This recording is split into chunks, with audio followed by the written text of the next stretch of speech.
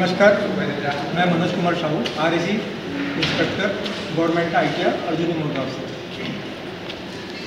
तो आज हम यहाँ पे डीप फ्रीज़र का मशीन जो है अपनी यहाँ डीप फ्रीज़र है और वो जो फॉल्ट है इसमें क्योंकि यूनिट कंटिन्यूसली ट्रिप होता है। जब भी हम इसको चालू करते हैं वो चालू होता नहीं है, ट्रिप हो जाता है।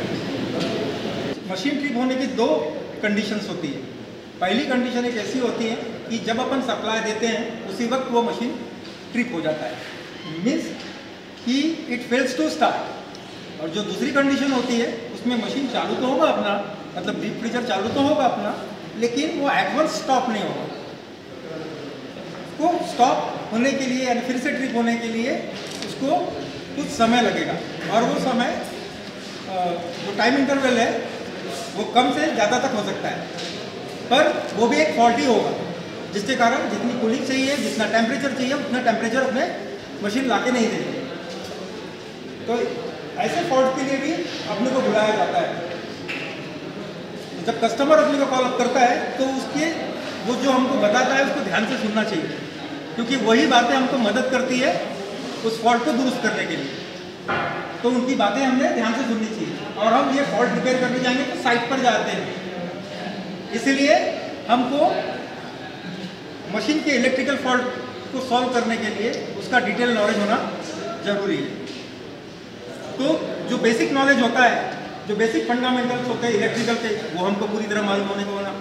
नेक्स्ट चीज़ कि जो रेफ्रिजरेशन सेक्शन है इसमें उसका भी जो फंडामेंटल्स है वो हमको मालूम रहने का होना। मशीन्स में कंपोनेंट कौन कौन से लगे, electrical as well as refrigeration के जो कंपोनेंट्स है, कंप्रेसर है, कंडेंसर है और दूसरे डिवाइसेस है, वो सब का ज्ञान भी हमको होने को होना।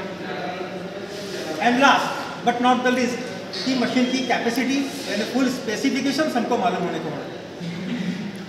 तो इतनी बातें हमको मालूम रखने की जरूरत है। ये सभी बातें हमको मदद करती हैं किसी भी प्रॉब्लम के बारे में सोचने के लिए, क्योंकि बिना आप विचार किए किसी भी फॉल्ट तक नहीं पहुंच सकते। और विचार करने के लिए इंफॉर्मेशन की जरूरत होती है, नॉलेज की जरूरत होती है, और वो नॉलेज हमको रहना ही चाहिए।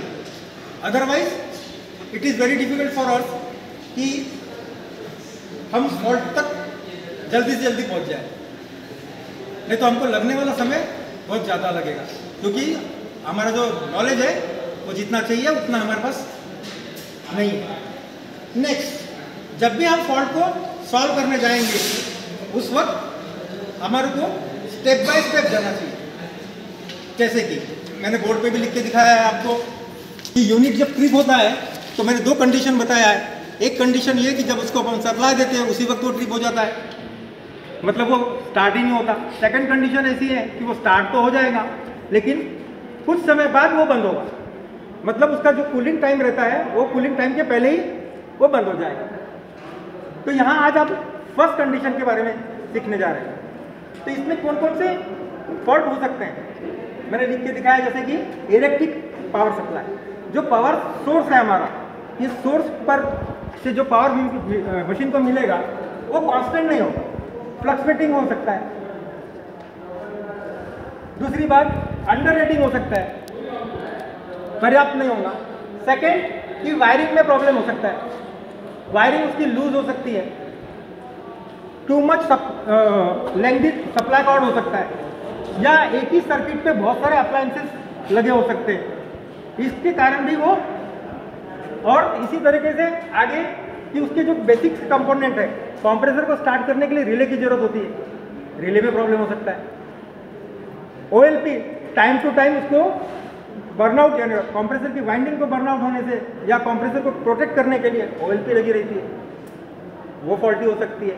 Next, capacitor.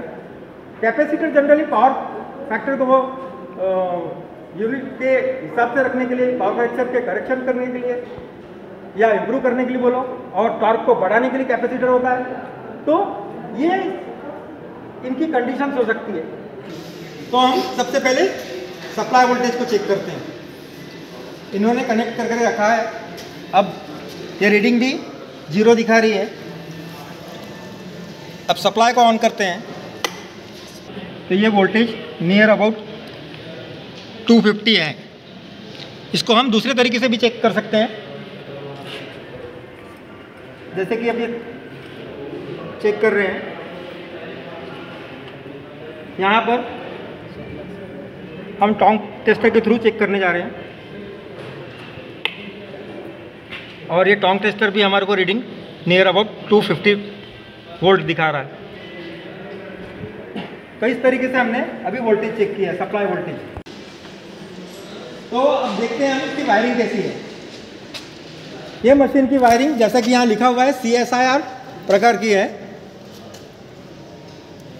और ये मशीन के स्पेसिफिकेशन है जिसमें कि करंट रेटिंग 1.53 दिखा रहा है। हमने तो चेक किया तो ये मशीन से ज़्यादा करंट ले रहा था, इसी कारण ये ट्रिप हो रहा था। तो अब इसकी वायरिंग हम चेक करते हैं। वायरिंग चेक करने के लिए हम सप्लाई कॉर्ड के से स्टार्ट करेंगे और जैसे जैसे इसके टर्मिनल्स जहाँ जहाँ कनेक्ट होंगे वहाँ पर इसके लूज कनेक्शन के लिए हम चेक करते हैं और वायर कहीं से कटा तो नहीं है या चूहे ने काटा तो नहीं है या बर्न आउट तो नहीं हो गया, मेल्ट तो नहीं हो गया, उसके कारण शॉर्ट तो नहीं है, इसके लिए चेक करते हैं। तो हमने इसको काफ़ी ध्यान से चेक किया है और इसकी वायरिंग जैसे कि इसमें दिखाया गया है उसी के अनुसार है और वायरिंग में कोई प्रॉब्लम नहीं दिख रहा है। तो अब हम देखते हैं, रिले को निकाल कर चेक करेंगे और OLP को भी निकालेंगे और उसको 1 बाय 1 चेक करेंगे। तो जैसा कि इसमें ये जो रिले लगा था ये करंट कॉइल रिले है और अब हम इसको चेक करेंगे और OLP को चेक करेंगे कि ये व्यवस्थित काम कर रही है या नहीं। रिले के अंदर एक प्लंजर होता है और ये जो कॉइल है रिले की वो इसके अंदर है। जब इसको सप्लाई जाता है तो इलेक्ट्रोमैग्नेटिज्म तैयार होने के कारण इसके अंदर का प्लंजर निकल के जो इसके अंदर है वो ऊपर की ओर अट्रैक्ट होता है, जिसके कारण उसके ये जो 2 पॉइंट दिख रहे हैं, एक M और दूसरा S, ये 2 कॉन्टैक्ट बन पाते हैं। अगर ये कॉन्टैक्ट बनेंगे उस वक्त स्टार्टिंग वाइंडिंग को सप्लाई जाएगा। तो ये वाइंडिंग अगर अच्छी होगी तो ही ये रिले वर्क करेगा। अगर ये वाइंडिंग ओपन हो जाए तो उस कंडीशन में ये रिले अनफंक्शनल हो जाएगा। दूसरी कंडीशन कि प्लंजर के जो कॉन्टैक्ट है स्टार्टिंग में बने हुए नहीं होते, स्टार्टिंग में कोई कॉन्टैक्ट नहीं होते। जब सप्लाई इसके अंदर जाता है तभी ये कॉन्टैक्ट बनाता है और जब मोटर की रेटेड स्पीड से कि 75% स्पीड आ जाती है तो ये डिस्कनेक्ट हो जाता है, यानी वापस स्टार्टिंग वाइंडिंग को सर्किट से अलग कर देता है। कभी कभी ये रिले के कॉन्टैक्ट पॉइंट ज़्यादा मेल्ट होने के कारण ज़्यादा करंट के ये वेल्डेड कंडीशन में आ जाते हैं, जिसमें कि प्लंजर ऊपर की तरफ ही कॉन्टैक्ट में रह जाता है। तो अब हम OLP को चेक करके देखते हैं कि OLP कैसी है। ये OLP में कोई भी कंटिन्यूटी दिखा नहीं रही है। अब हम रिले की वाइंडिंग को चेक करते हैं।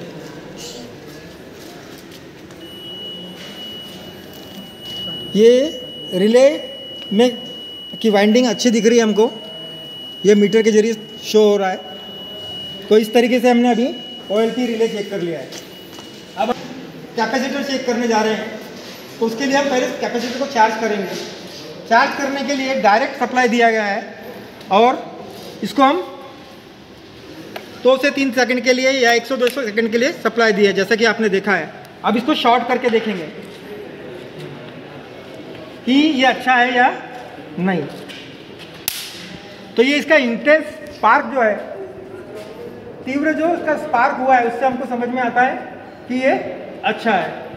अब लास्ट में कंप्रेसर को की वाइंडिंग को हमको चेक करके देखना है कि वो व्यवस्थित है कि नहीं। कंप्रेसर एक इसमें ऐसा कंपोनेंट है जो कि इलेक्ट्रिकल में भी आता है और इसके रेफ्रिजरेशन सेक्शन में भी आता है, तो उसको अब हम उसको भी चेक कर लेना चाहिए।